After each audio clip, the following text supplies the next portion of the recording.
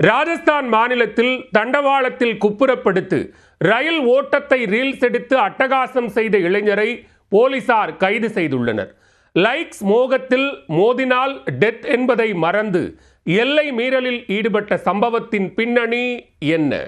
Insta லைக்கிற்கு இஷ்டத்திற்கு அடிமையான இளைஞர் மோதினால் danger என்பதை மறந்து ரயில் தண்டவாளத்தில் ரீல்ஸ் எடுத்த அதிர்ச்சி சம்பவம் தான் இது. ரீல்ஸ் மோகத்தில் ஆபத்தை உணராமல் அத்துமீறிய இளைஞர் போலீசிடம் சிக்கி பாடம் படித்ததன் பின்னணி என்ன?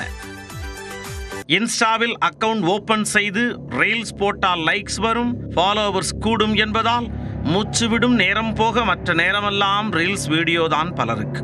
ஹாய் ஃப்ரெண்ட்ஸ், இதோ உங்களுக்காக என விதவிதமான ஐடியாக்களில் வினோதமான எண்ணத்துடன் ரீல்ஸ் எடுத்து அப்லோட் செய்து விரல் தேய நம்மை ஸ்க்ரால் செய்ய வைப்பார்கள்.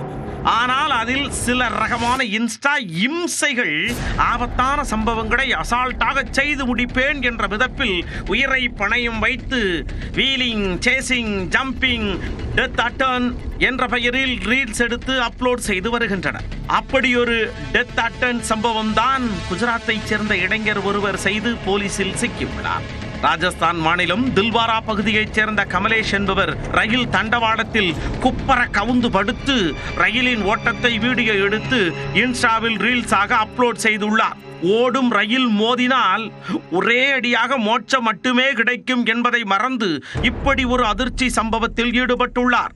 அவர் பதிவிட்ட ரீல்ஸ் உள்ளூர் மக்களுக்கு சென்றதோ இல்லையோ, சம்பந்தப்பட்ட லோக்கல் ரயில்வே போலீசாருக்கு கனகச்சிதமாக சென்றது.